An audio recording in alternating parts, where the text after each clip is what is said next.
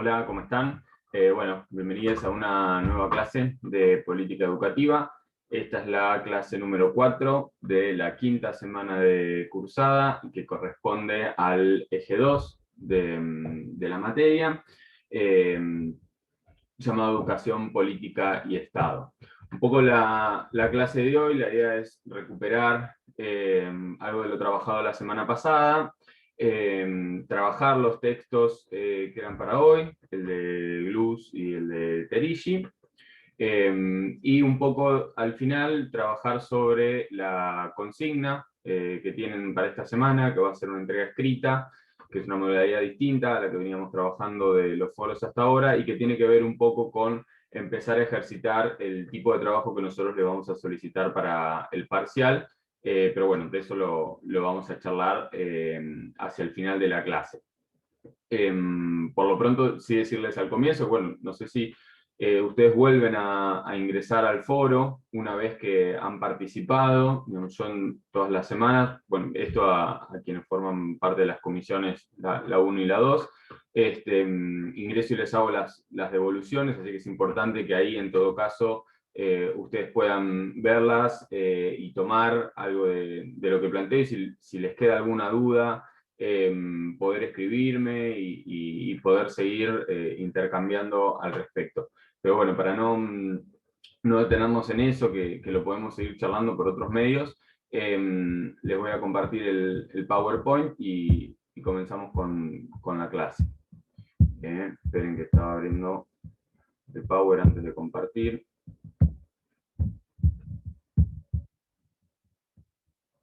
¿Está?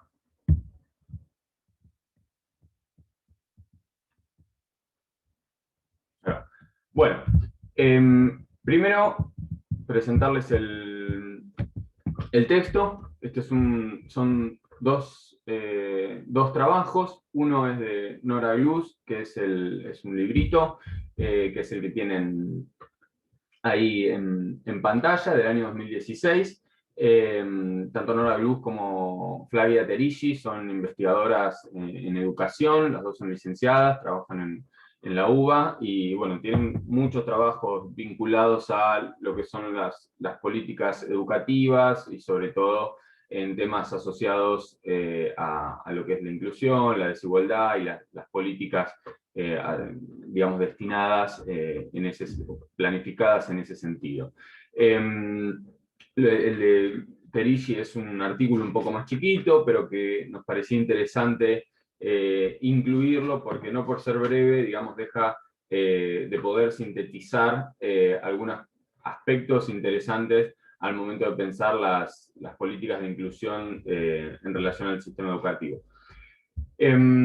Para comenzar, me interesaba recuperar lo que trabajaron la clase pasada, que tiene que ver con el texto de Gentili y el concepto de exclusión incluyente. Nosotros, si ustedes piensan o tratan de ver en retrospectiva el recorrido que venimos haciendo, tuvimos un primer eje con los dos primeros prácticos, en donde vimos o abordamos de alguna manera la constitución del campo de investigación de la política educativa, cómo fueron variando sus objetos de estudio, cómo fueron variando y complejizándose las miradas sobre el estudio de las políticas educativas, ¿sí?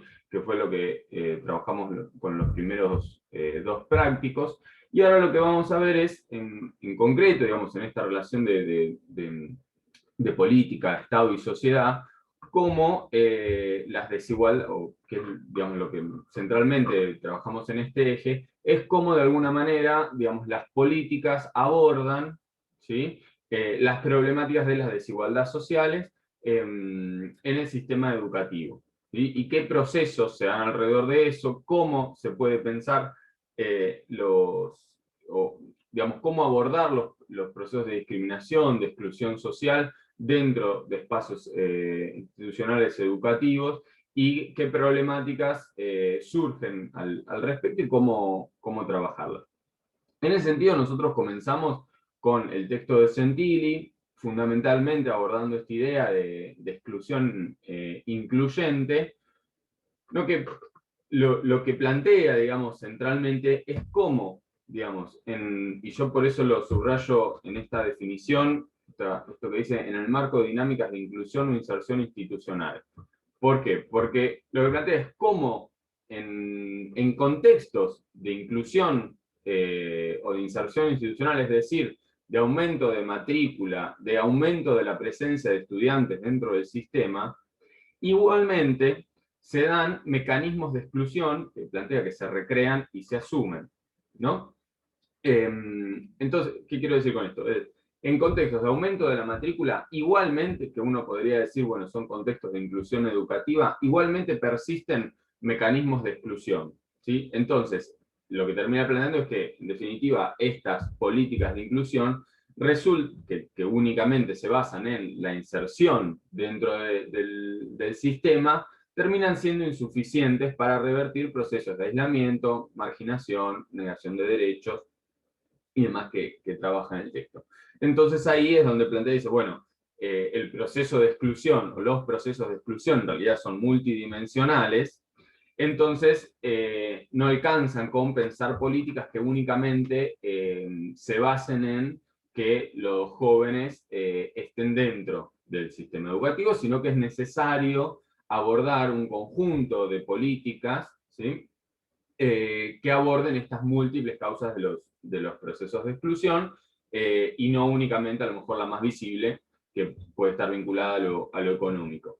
¿Sí? Entonces, por eso también nosotros trabajamos con este ejemplo de Samba, ¿sí? En los foros la semana pasada, pero fundamentalmente lo central es esta idea, es cómo los procesos de exclusión, ¿sí? Y de la generación de desigualdades son multidimensionales, que no vamos a ahondar de nuevo porque es lo que vieron la semana pasada, pero cómo reconocemos esa multidimensionalidad y cómo reconocemos que, aunque haya procesos de inserción institucional, es decir, de aumento de matrícula y de que aumentan la cantidad de jóvenes dentro de los establecimientos educativos, igualmente continúan procesos de exclusión, ¿sí? Porque no alcanza únicamente con la presencia dentro de la escuela, sino que hay otros mecanismos, ¿sí? Y otros procesos de aislamiento, marginación que tienen lugar. Entonces, esa es un poco la idea central que atraviesa todo el texto de Gentili y que por supuesto tiene distintas conexiones con los textos que vamos a ver hoy, pero digo, parto de acá para que por más de que lo estemos dando, digamos, de manera intercalada con Mariana, vean que hay una conexión, digamos, y una coherencia dentro de los temas que venimos trabajando en los ejes y una conexión entre los distintos textos que venimos viendo.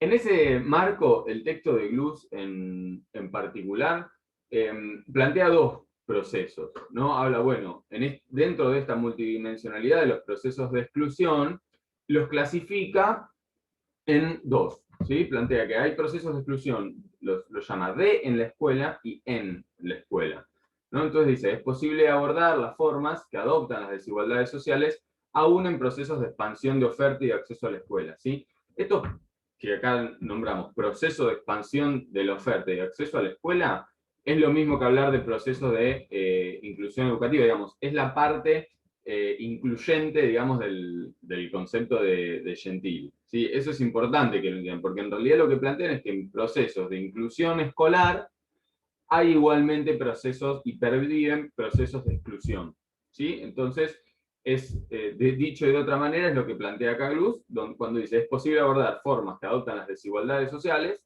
¿sí? Que podría ser la parte de excluyente, de exclusión, digamos, en procesos de expansión de la oferta y de acceso a la escuela, que podríamos vincularlo con la parte de incluyente del concepto. Entonces digo, en ese marco aparece dar dos formas, según la autora, de exclusión. Las formas de exclusión de en la escuela y las formas de exclusión en la escuela. En lo que se refiere a los procesos de exclusión de en la escuela, digamos, clásicamente y digamos, muy concretamente, lo que nos estamos refiriendo es el no acceso a la escuela secundaria, es decir, quienes, bueno, porque trabaja sobre el nivel secundario, ¿sí? Es el no ingreso al sistema educativo. Y los análisis, de alguna manera tradicionales, se centraban limitado a las condiciones materiales de vida. ¿Sí? Nosotros ahí tenemos que aparecen dentro de, también después con el paso de los años, distintos estudios que empiezan a reconocer dinámicas escolares, ¿sí? Que abonan la desigualdad y generan exclusión. Aparecen estudios sobre circuitos de escolarización, es decir, que se construyen en función de determinadas condiciones socioeconómicas, circuitos o determinados establecimientos destinados para unos sectores de la sociedad y otros para otros, ¿sí? Fomentando estas diferenciaciones. Y experiencias de fracaso escolar, trayectorias estigmatizadas o condiciones adversas para sostenerse en la escuela. ¿Sí? Entonces, si se fijan, nosotros tenemos que de alguna manera esta exclusión de la escuela implica esta esta imposibilidad de poder ingresar y formar parte del trayecto educativo que le corresponde a cada joven. ¿Sí? Y con respecto a lo que tiene que ver con inclusión en la escuela, habla de mecanismos, ¿sí? Que ocurren dentro del establecimiento educativo, que ocurren incluso con aquellos jóvenes que ingresan, pero que después se ven imposibilitados de terminar sus estudios. Es decir, acá se refiere a que hay distintos modos de poder estar dentro de la escuela, ¿sí? A la existencia de distintas posiciones jerarquizadas dentro de la escuela, de posiciones marginales, posiciones devaluadas, ¿sí? Y donde la vulnerabilidad social condiciona las oportunidades del tránsito por la escuela. Y acá con esto me parece importante porque señala justamente cuáles son los condicionantes, que es generativo para dejar de pensarlo a lo mejor en abstracto, cuáles son aquellos condicionantes que dan lugar a que se den estos fenómenos de exclusión en la escuela, ¿sí?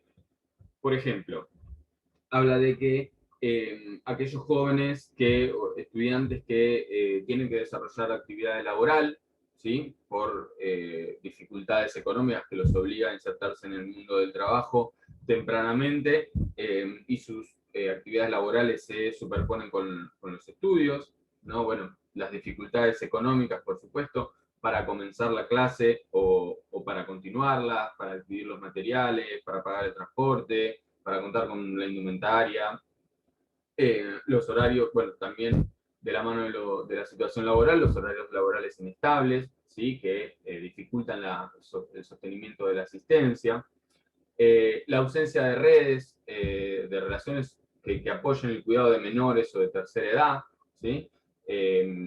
En relación a este trabajo doméstico invisibilizado,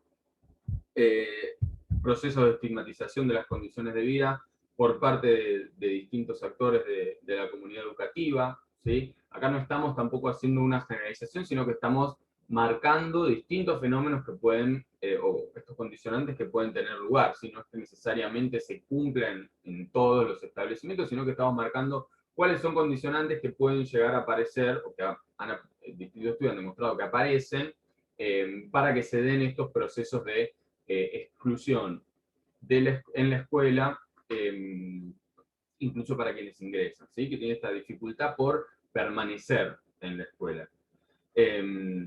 Y por último, dificultades para apropiarse de los conocimientos escolares,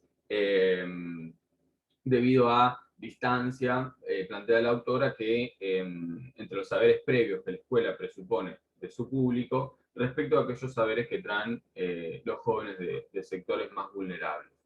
¿Sí? Entonces, y acá yo quería resaltar este fragmento, porque de alguna manera es una síntesis que está en la página 37, que plantea, dice, el éxito o fracaso en la escuela es un fenómeno producto del efecto combinado de una multiplicidad de elementos entre los que se encuentran las condiciones materiales de vida y las características socioculturales de la familia, pero todas estas situaciones adquieren su impacto específico en su vinculación con el tipo de organización escolar y de prácticas pedagógicas que consolidan o atenúan estas probabilidades diferenciales de éxito. ¿Qué es lo que aparece acá? ¿Sí? Nosotros, por supuesto que veníamos asociando unas principales dificultades en el ingreso, ¿sí?, al sistema y en la permanencia del sistema a situaciones socioeconómicas, condiciones materiales de vida y condiciones socioculturales de la familia. Pero lo que no podemos dejar de lado es que la escuela no es neutral ante esas situaciones, ni la escuela ni las políticas educativas. Y entonces acá es donde aparece que la vinculación con el tipo de organización escolar, y ahora lo vamos a ver, por ejemplo, una organización escolar que pueda ser flexible de alguna manera para quienes tienen que trabajar concretamente, y los tipos de práctica pedagógica, por ejemplo, si contemplamos los recorridos escolares previos o no de quienes ingresan y se encuentran en estas situaciones más vulnerables, ¿sí? Digamos, tienen efecto y forman parte de toda una serie de lo que implica pensar las políticas de inclusión, y no es únicamente solucionar de alguna manera las condiciones materiales de vida, que obviamente es fundamental. Y es, bueno, de la mano con esto que veníamos planteando, ahí la autora plantea, bueno, cuáles son concretamente estas barreras o cómo, digamos, podemos clarificar más puntualmente cuáles son los problemas que aparecen en estos procesos de exclusión de la escuela. Y acá aparece un concepto, que es el de gramática escolar o gramática de la escolaridad, que tiene que ver con normas y pautas de funcionamiento institucional caracterizadas por la gradualidad escolar anual, la organización por disciplinas del currículo, la organización del tiempo, de los agrupamientos estudiantiles por edades. ¿Sí? ¿Qué quiere decir? Hay cuestiones de la matriz clásica moderna, que esto los estudiantes de ciencia de educación que hayan pasado por problemática educativa lo recordarán, que tiene que ver con una estructura clásica de organización de la escuela y que es poco permeable, poco flexible para poder justamente adaptarse o repensar cómo contener a estos jóvenes que de alguna manera necesitan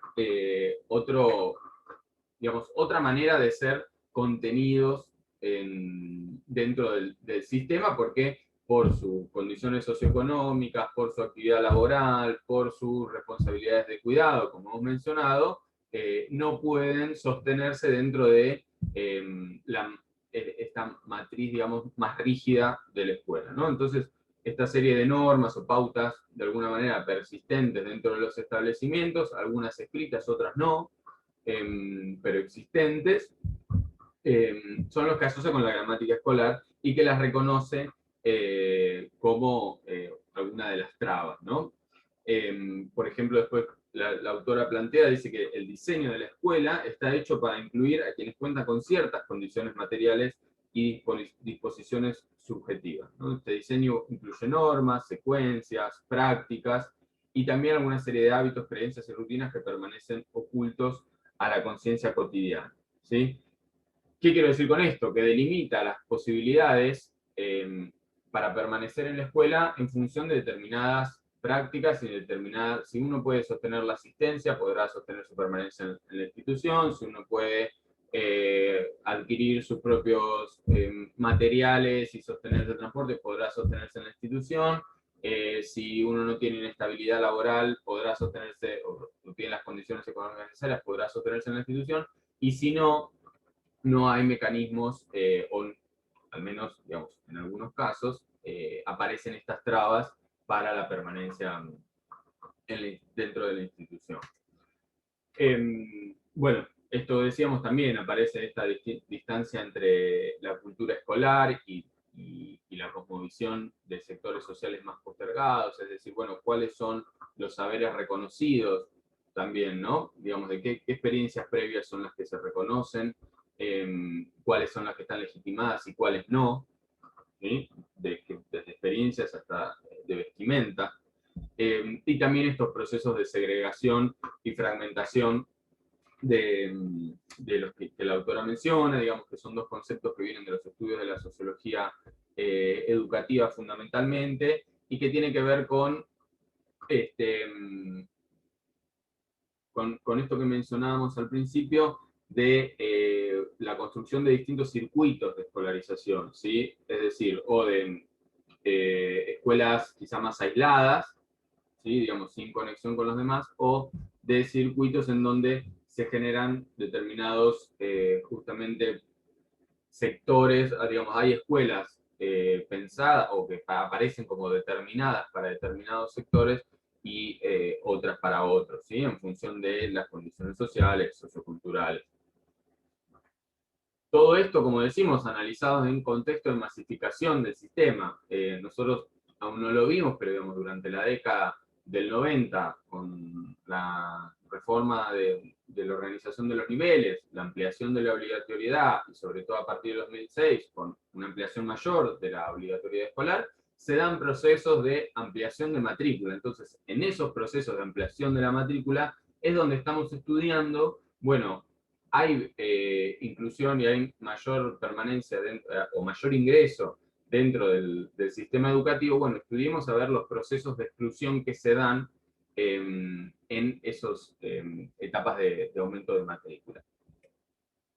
Con respecto a lo que tiene que ver con la inclusión, ¿sí? Ahí la GLUS lo que hace es un recorrido, ¿sí? Pues nosotros en realidad lo que venimos hablando ahora es, bueno, nos referimos a la inclusión hasta ahora con esta concepción, bueno, de incorporación al sistema, ¿sí? Pero los estudios en realidad han variado a lo largo de los años. O sea, nosotros nos referimos a que la inclusión no alcanza solo con el ingreso al sistema, sino que las políticas de inclusión tienen que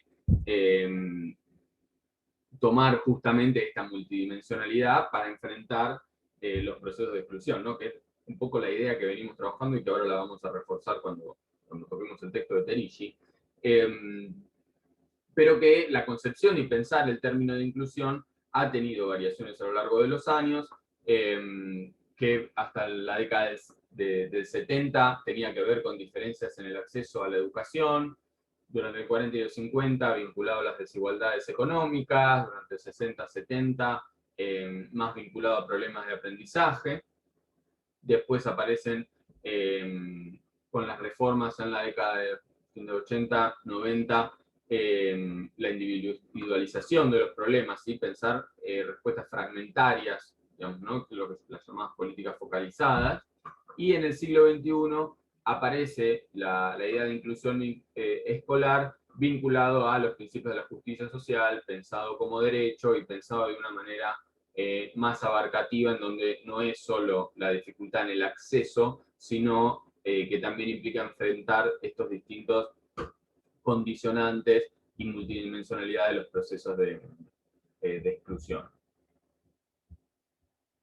Con respecto al texto de Flavia Terici, en realidad, esto, como decía al principio, es un texto breve, pero que de manera muy sintética puede dar, o da, mejor dicho, algunos, como un punteo o ítems clave al momento de pensar por qué justamente la inclusión representa un problema para las políticas educativas, ¿sí?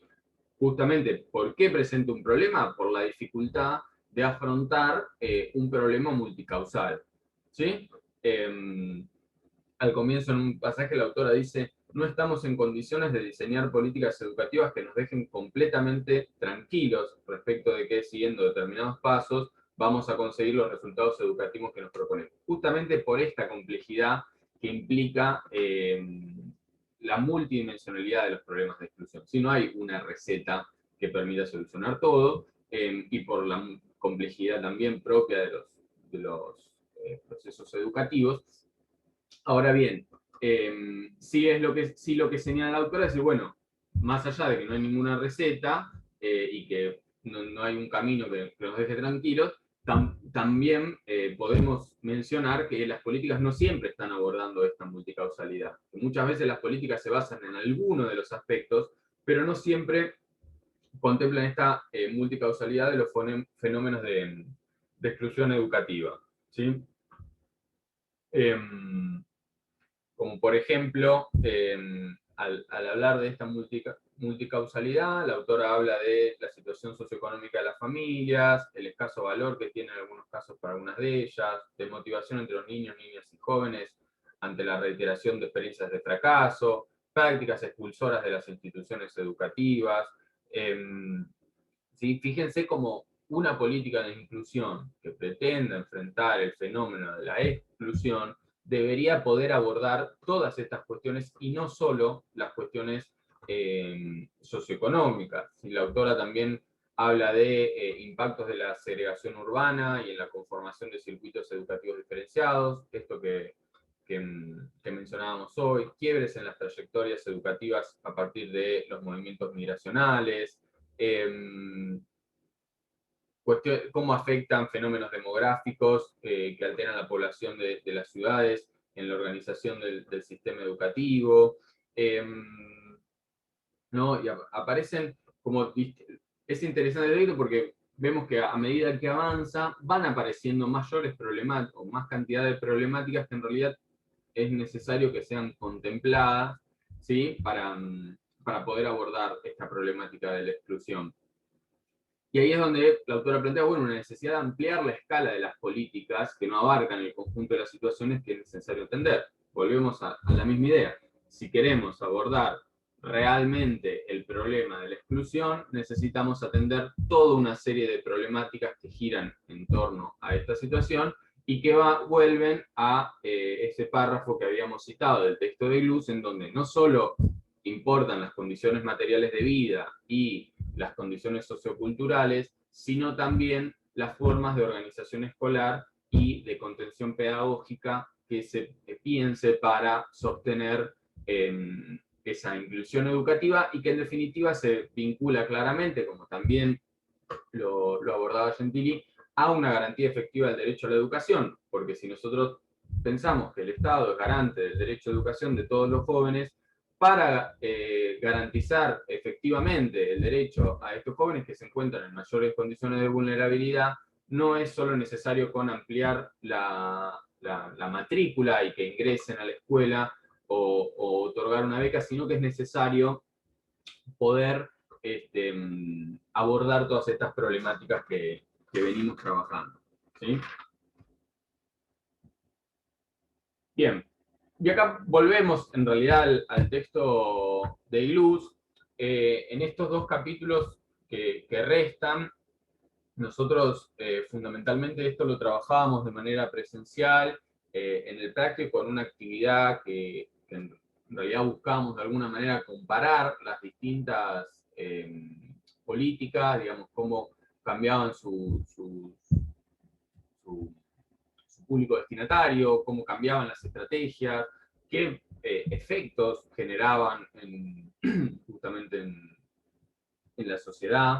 Y nos parecía que en realidad era un poco extenso, bueno, y me parece a mí también, digamos, si bien ahora lo voy a comentar, digamos, hacer todo un recorrido por los dos capítulos, cuando en realidad es de una lectura relativamente accesible, y sí poder centrarnos un poquito para que no sea tan extensa esta clase en lo que esperamos de la actividad y pensar un poco para el parcial. De todas maneras, es importante que puedan leer estos capítulos porque, por supuesto, porque entran dentro de la bibliografía obligatoria, sino porque también podemos ver, digamos, en concreto cómo estas discusiones que nosotros estamos dando se plasman en políticas, digamos, es decir, los gobiernos han intentado y se han dado estrategias en este sentido con distintas estrategias y distintos resultados. ¿Sí? Claramente la contraposición que hace Gluz trabaja dos periodos, un programa durante la década del 90, el Plan Social Educativo, ¿sí? Dedicado a la construcción, refacción de escuelas y distribución de útiles y libros escolares, y que fue llamado, digamos, una política focalizada, es decir, a aquellos que se identificaba que los necesitaban, digamos, y que cumplían determinados requisitos, se les otorgaba esta beca, ¿sí? Y esta distribución de útiles y libros, que aparte estaban, digamos, marcados como que eran los pertenecientes al plan social educativo. Entonces lo que plantea es que en realidad tuvo un efecto, digamos, contradictorio en términos de qué generó. Por un lado, y que lo recupera un texto de Tenti Fanfani, un efecto de estigmatización, ¿sí? Donde aparecen a partir de la construcción de este programa, este plan, mejor dicho, la señalización como en las escuelas para pobres y el resto, ¿no? Es decir, el Estado oficialmente terminaba como señalando cuáles eran estas escuelas para pobres, entre comillas, ¿no? Fortaleciendo la segregación. Un efecto de condescendencia pedagógica, ¿sí? Que se relaciona en donde, bueno, los prejuicios vigentes asociados a la necesidad de generar retención en la matrícula para que, justamente para que el plan siga adelante, estaban asociados a una devaluación de los objetivos de aprendizaje, ¿sí? Y también un efecto de sobrecarga en la escuela, ya que en contexto de dificultades económicas quedó como último refugio de lo público, ¿no? Recordemos políticas neoliberales, corregimiento del Estado. Esto también, quienes pasaron por problemática educativa de ciencia de la educación lo recordarán, del texto de Redondo y Tistet, de la escuela como el última frontera de lo público, ¿no? Y por otro lado, recupera, fíjense cómo acá, digamos, no estamos pensando en la parte pedagógica, ¿sí? Y en la parte de cómo abordamos también las cuestiones institucionales dentro de la escuela de la que hablábamos anteriormente, sino que justamente al no ser contempladas también terminan generando un efecto de sobrecarga.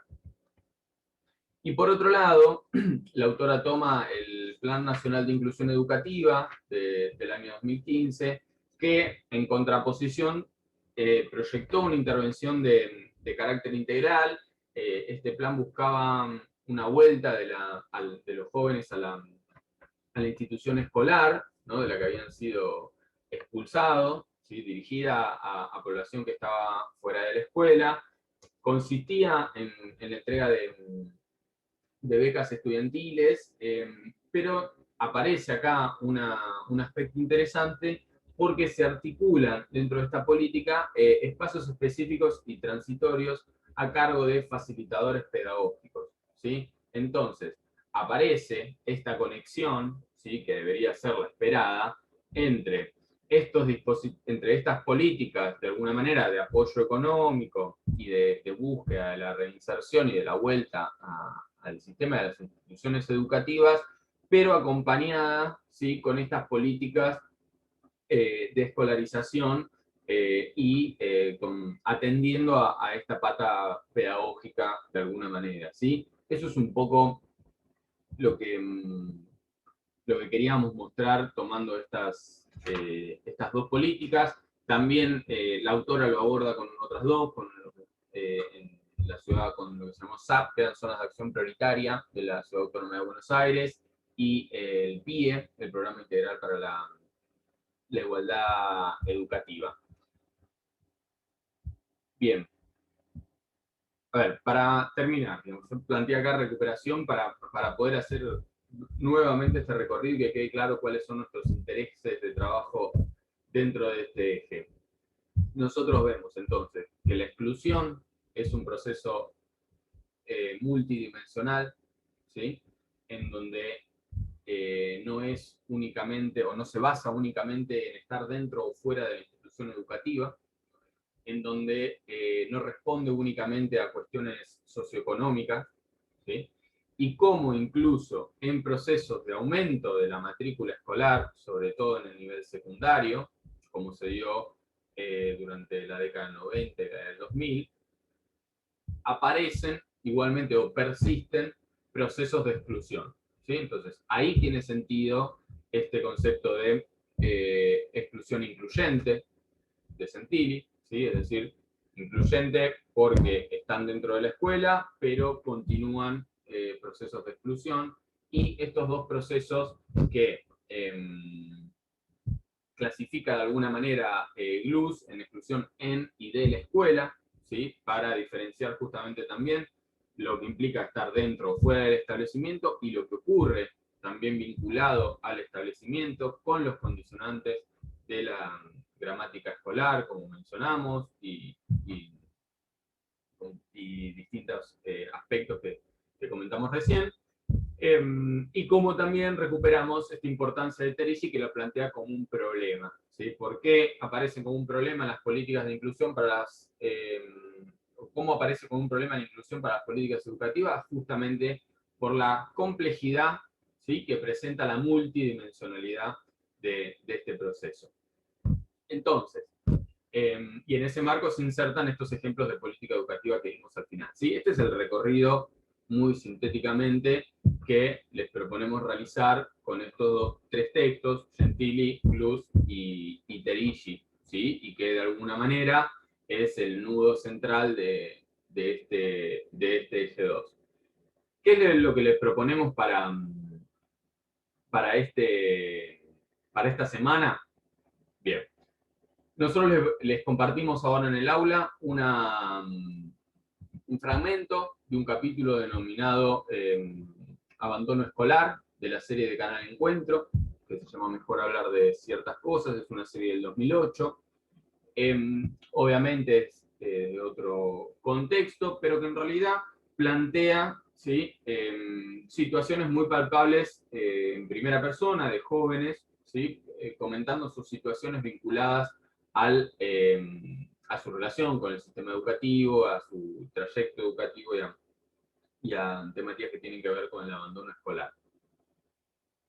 ¿Qué les pedimos nosotros que hagan? Bueno, que vean este fragmento, que dura, si no me equivoco, 12 minutos, y que puedan escribir un texto, que en este caso se lo vamos a pedir en una entrega en Word, ¿sí?, que es un texto que pueden trabajar de hasta 2, o si no de manera individual.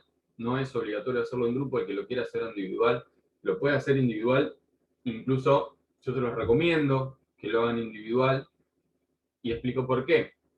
Nosotros, una de las cuestiones que trabajamos mucho, ¿sí?, y que quizá con esta dinámica de la virtualidad es lo que más nos dificulta, porque los textos se los podemos enviar, los pueden leer, se los podemos explicar, podemos volver a trabajarlos. Ahora, es difícil aceitar, digamos, de esta manera o trabajar lo que tiene que ver con la producción, se llama de escritura académica. Entonces nosotros lo que queremos es que ustedes puedan ejercitar y acercarse lo más posible a la elaboración de textos, ¿sí?, en donde puedan vincular las ideas de los autores, ¿sí?, en donde puedan vincular las ideas de los autores con determinados casos o situaciones. ¿Por qué nosotros les proponemos casos todas las clases? Porque es una de las únicas maneras que encontramos de evaluar también, o de llevar adelante un proceso de evaluación sobre si están entendiendo o no lo que trabajamos. ¿Por qué? Porque si nosotros tuviéramos un parcial escrito presencial, probablemente podríamos pedirle en una consigna explique los procesos de exclusión según Nora Gluz, y vincúlelo con el texto de Gentili, y ustedes ahí de manera presencial, bueno, no van a tener los textos con ustedes, digamos, uno evalúa si lo estudió, cómo lo expresa con sus palabras y demás. En este caso ustedes tienen los textos, entonces no tendría sentido que nosotros les pidamos que nos hagan un resumen de los textos que ya tienen en sus casas y darles toda una semana para que hagan solo un resumen.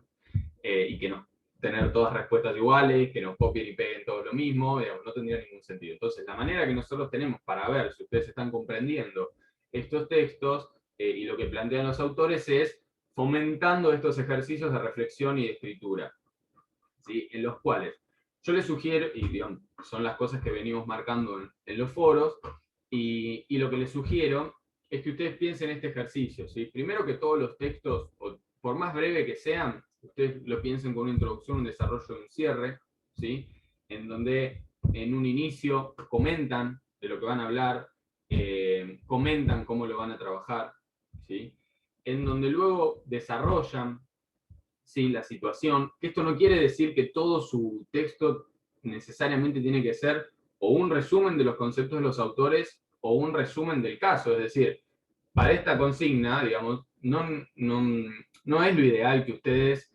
hagan, creo que hay 3 o 4 jóvenes que son los que aparecen, bueno, hagan un resumen de la situación de cada joven, por ejemplo. Sino que con que tomen uno o dos que ustedes elijan y lo puedan vincular con alguno de los conceptos que les pedimos de Terillo de Gluz, ese es el ejercicio, ¿sí? No es ni un resumen de todo el video, porque el video todos lo vemos, ni es un resumen del texto, porque el texto también todos lo tenemos, sino justamente el ejercicio es un esfuerzo por conectar ambas situaciones. Y tampoco sirve, o bueno, digamos, lo que les pedimos es un paso más de complejidad a que pongan en un párrafo, describen el video, por ejemplo, la situación, y en otro párrafo ponen un concepto de Gluz que toman del texto, ¿sí?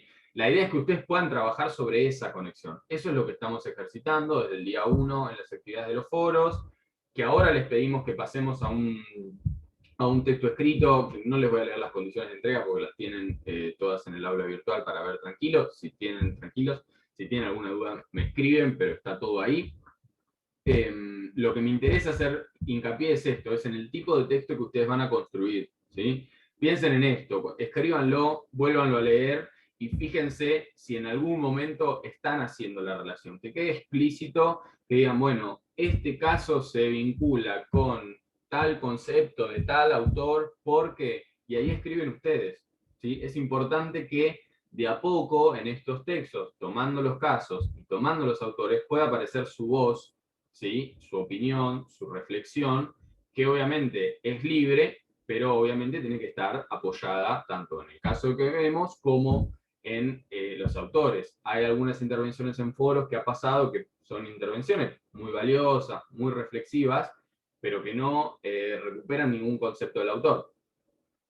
O que a lo mejor están sintetizando y dando vueltas alrededor de una opinión, pero no toman el caso, ¿sí? Entonces, el ejercicio que nosotros les estamos tratando de proponer es poder hacer un poco esta síntesis, esta conexión entre las situaciones que le proponemos, lo que piden los autores y su redacción propia, y que obviamente, en esto que les decía, de ordenarlo, si ustedes piensan un texto con una introducción, un desarrollo donde cuentan las dos situaciones, o la situación, recuperan algún concepto, los entrelazan y realizan un breve cierre, ¿sí?